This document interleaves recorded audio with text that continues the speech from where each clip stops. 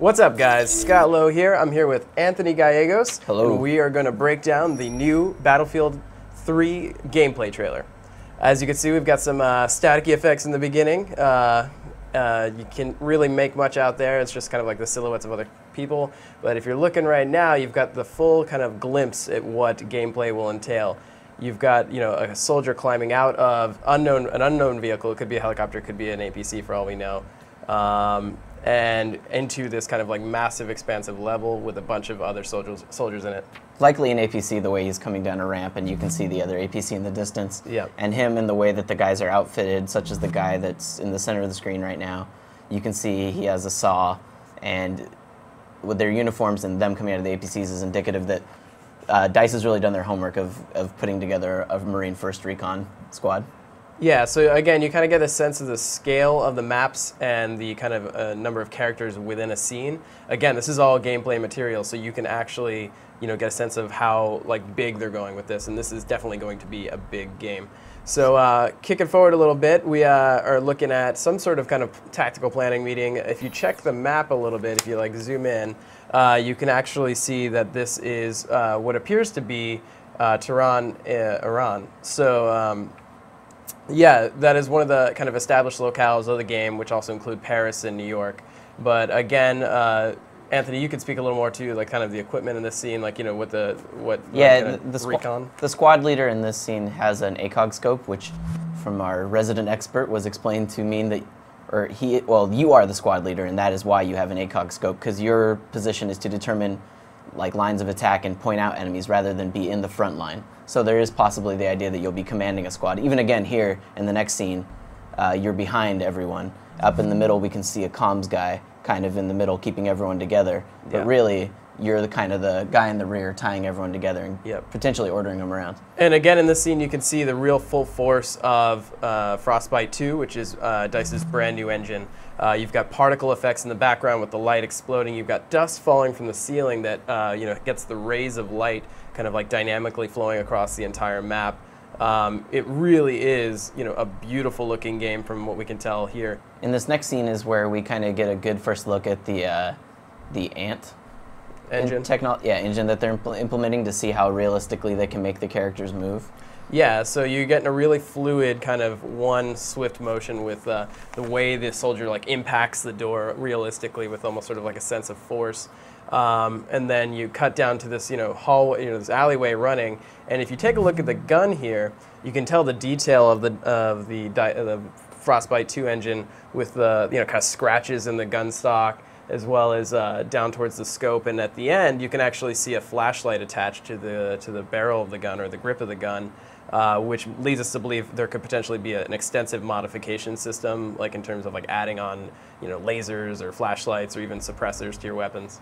So again, the effects of Frostbite II are in full force. You've got this next scene where a soldier gets hit by what is can only be assumed to be some sort of sniper shot. You've got dust flying off of his uniform and blood spattering through the back. And one of the things Anthony and I were most impressed with was the kind of animation of the soldier falling. The gun actually falls out of his hands, which is pretty uncommon for games. It's kind of disturbingly realistic. Yeah.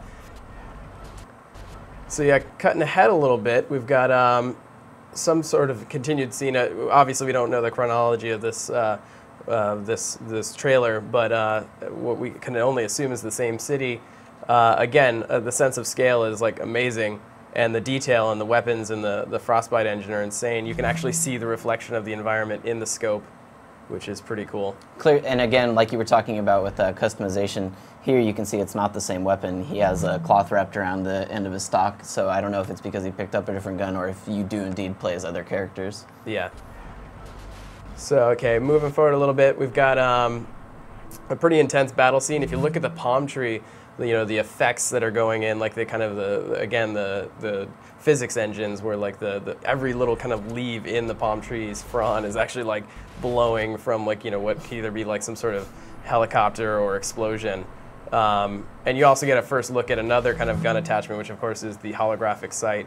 And if you freeze light right here, you can actually see the bullet casings flying out with their own kind of lighting effects. I hate to keep stressing it, but it is really a beautiful looking game.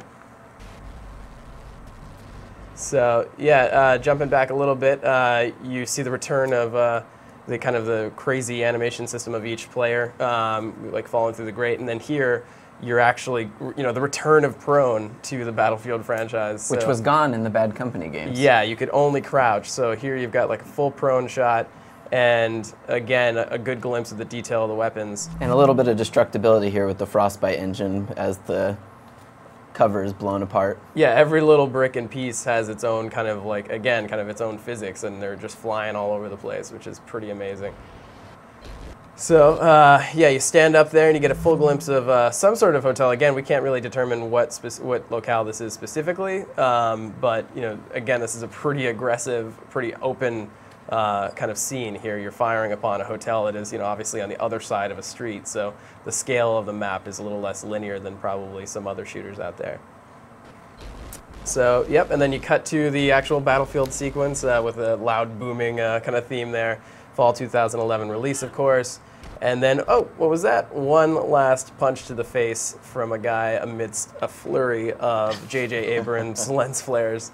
If you actually look, his wrist is a little dented here, like he's got a pretty weak punch. So, so yeah.